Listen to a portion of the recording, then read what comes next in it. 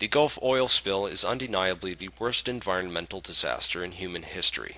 In this video, we will identify the key factors which led to this disaster, reveal some of the key history behind oil, and talk about the real problems we face as a civilization addicted to oil. This video will outline the basis for the suppression of alternative energy technologies, as well as expose the inner workings of the corrupt infrastructure that we must overcome in order to kick our oil habits and restore peace and freedom. Oil has a long and checkered history of greed, corruption, and empire, from the early days of John D. Rockefeller and Standard Oil Company to being the decisive factor in the outcome of World War II, to the invasion and occupation of Iraq, as well as Third World exploitation. It is now public knowledge that CIA Director George Tenet falsified the case for WMDs, and that the real reason for the invasion of Iraq was for oil. This is duly confirmed by the invasion strategy and the construction of permanent U.S. military bases positioned directly on the oil fields. But it's not really that simple. You see, in late 2000, Saddam Hussein threatened to switch to the euro for trading oil, and was pushing to convert Iraq's $10 billion reserve fund at the UN to euros. This information about Iraq's oil currency has been censored by the U.S. media for the interest of the White House, Federal Reserve, and most importantly, the international bankers. Here's why. A country cannot produce an economy without energy. If countries are forced to trade in their money for US dollars in order to buy energy, the value of the US dollar is increased, proportional to the price of oil. So by then increasing the price of oil, you increase the amount each person has to now exchange for the same gallon of energy through the petrodollar, and the transaction balances out the deficit in the currency. This gives the currency its intrinsic value. Money is just paper otherwise. Meanwhile, the central and international bankers, who without this artificial bubble are in all reality bankrupt, can keep their currency from crashing. Now combine this with the fact that Iran and North Korea, the two other axes of evil, were also planning to switch off the US dollar to the euro. The picture starts to become clearer.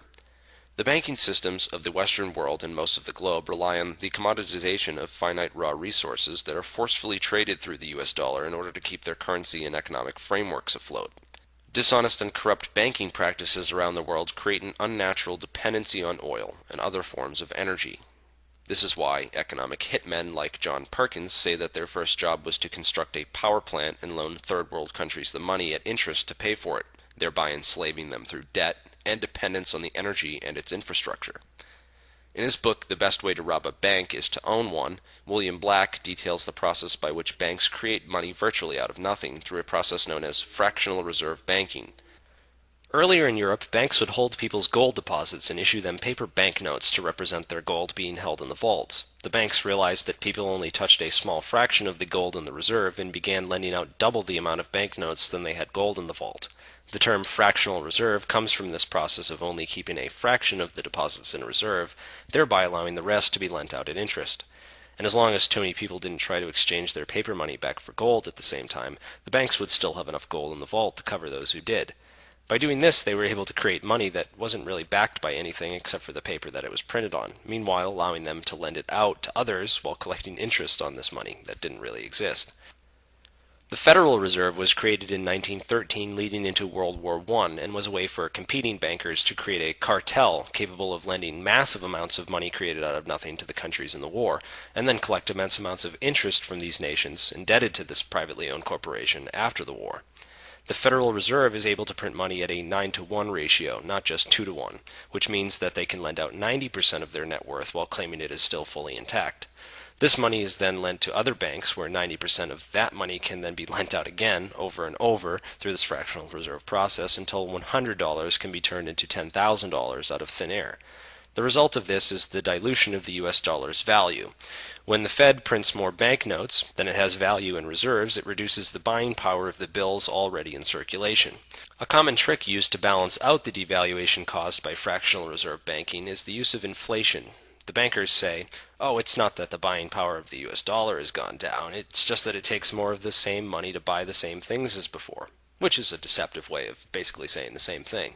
The trick is to view money as a tradable commodity, so when countries buy energy or oil through a particular currency, the price assigned to the oil is transferred to the value of the money used to pay for it. This sleight-of-hand transaction adds value to the US dollar, which balances out the dilution and lost buying power caused by this fractional reserve practice. In the 6 years leading up to the Great Depression in 1929, the Federal Reserve expanded its money supply 60% beyond its actual reserve, which in part led to the crash of the stock exchange.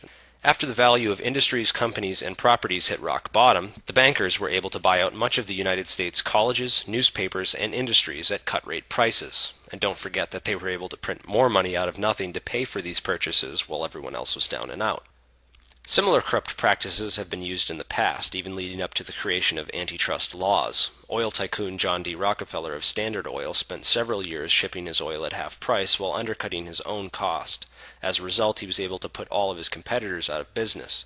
After ruthlessly annihilating all the competition, he then jacked up the price of oil to 4 times what it was before he got into the business. This led to the corporate enslavement of U.S. citizens, who then revolted, forcing the Congress to enact the Standard Oil antitrust laws. 2 years later, Rockefeller, J.P. Morgan, and other international banking interests created a privately owned Federal Reserve under the guise of being a federal bank, with one of the most destructive fractional reserve policies to date. The U.S. has been completely dependent on trading oil in U.S. dollars in order to keep their fractional reserve currency afloat since at least the 1980s, and having a country like Iraq, Iran, or North Korea, never mind all three, switch off the U.S. dollar for oil would be catastrophic for the fractional reserve bubble. So back in late 2000, when the axis of evil began making moves to switch off of the US dollar, the White House, Wall Street, and Federal Reserve were facing a complete and total collapse of their system. They had no other choice but to make a case for war. And so we have the Bush administration and CIA fudging the case for WMDs in Iraq, while designing a military strategy based around destroying Iraq's alternative energy infrastructure and setting up permanent US military bases around oil reserves. More importantly than simply gaining control of the oil, however, was the act of preventing them from switching their oil currency to the euro, as well as keeping them locked into the system of oil by taking out their alternative energy. In the same vein, when the U.S. threatened Iran, they focused on destroying their nuclear silos with airstrikes to take out their alternative energy rather than attacking or invading the actual country, again pushing countries who route oil exchange through the U.S. dollar to keep their production and export focused on oil and not alternative energies. There's also the issue of Afghanistan, which has had a 1,000% increase in opium production since the U.S. invasion, since the bankers also rely on the billion-dollar-a-year drug industry. Drug money gets laundered through the banks, who use it to balance out the money supply further. It's also important to point out that the bankers who are benefiting and protecting this corrupt infrastructure were initially international bankers, prior to creating the Federal Reserve, which was done partly to become the creditors of the globalizing empire that is the United States of America.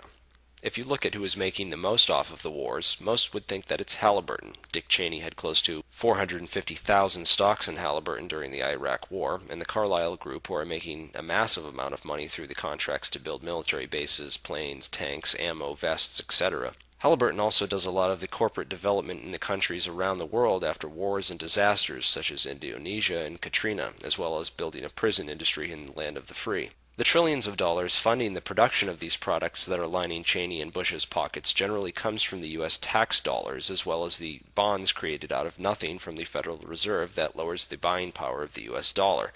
However, the biggest profiteers are the creditors of the U.S. debt, who are the international bankers. They get the whole spending net worth of a country back at 100% plus interest. The sum of this net worth consists of all the Carlyle, Halliburton, federal, and state spending of the country, and more. The banking empire remains in the background, while cronies like Bush and Cheney are able to make large sums of money while appearing to be the top of the corruption. There is nothing more important to geopolitical expansion as effective expendability. Potential fall guys who take the limelight. They are the ones who take the public risk to make money off of geopolitical and military policy, but are expendable and replaceable under the greater international owning class. This international owning class can invest anywhere in the world and seems to drift further and further away from national identity or accountability. During the Bush administration, Dick Cheney deregulated oil drilling policy, which resulted in BP not being required to follow safety standards, but only while inside the U.S. The entire BP oil spill disaster, which is set to kill all the sea life in the North Atlantic in the next 50 years, could have been prevented by the purchase of a simple safety device known as an acoustic switch. On the heels of record profits for BP, the cost of the switch amounted to 1/7 of 1%. Compare that with the cost of the cleanup of this disaster. In order to survive as a species, prevent wars for oil, and corrupt economic systems dependent on the continuation of these practices, Humanity can no longer tolerate the multilateral damage caused by the oil industry's stranglehold on raw energy. The time is now, and most of the technology is already here. It is up to us, as a human race, to work towards the development of alternative energies, clean energies, renewable energies,